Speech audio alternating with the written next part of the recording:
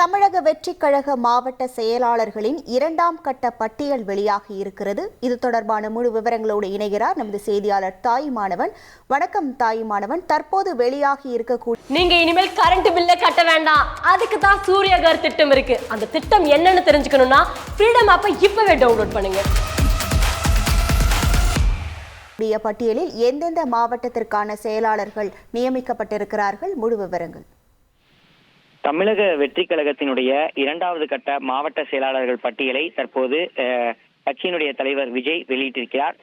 பனையூர் கட்சி அலுவலகத்திற்கு வருகை தந்த அவர் மாவட்ட வாரியாக நிர்வாகிகளை அழைத்து நேரில் பேசி தற்போது அதற்கான பட்டியலை வெளியிட்டிருக்கிறார்.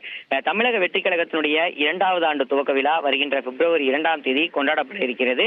இந்த 2ஆம் தேதிக்கு முன்னதாகவே மாவட்ட வாரியாக நிர்வாகிகளை தேர்வு செய்து வெளியிடுவதற்கு தமிழக வெற்றி கழகத்துடைய தலைமை முடிவு செய்திருந்தது. அந்த வகையில தவேகாவில் நிர்வாக ரீதியாக முதல்ல 100 மாவட்ட செயலாளர்கள் நியமிக்க திட்டமிட்டிருந்த நிலையில் தேவையை கருத்தில் கொண்டும் போட்டியை கருத்தில் கொண்டும் 120 மாவட்டங்களாக பிரிக்கப்பட்டு அந்தக்கான பட்டியல் என்பது ஒவ்வொன்றாக வெளியாகி இருக்கிறது. குறிப்பா முதற்கட்டமா 120 மாவட்ட செயலாளர்கள் 2 சட்டமன்ற தொகுதிக்கு 1 மாவட்ட செயலாளர்கள் அரியலூர், கடலூர், கரூர், நாமக்கல், ராணிப்பேட்டை, ஈரோடு, கள்ளக்குறிச்சி, கோவை, சேலம், தஞ்சாவூர் ஆகிய மாவட்டங்களுக்கு 19 மாவட்ட செயலாளர்கள் பதவிகள் என்பது அறிவிக்கப்பட்டிருந்தது. இந்த நிலையில்தான் 2வது கட்டமாக பனையூர் அலுவலகத்தில் நடைபெறக்கூடிய நிர்வாகிகளுடனான இந்த கூட்டத்துல தற்போது மாவட்ட செயலாளர்களை தனித்தனியே சந்தித்து நேர்காணல் நடத்திய பின் விஜய் ஒவ்வொருவருக்கும் சான்றிதழை வழங்கியிருக்கிறார்.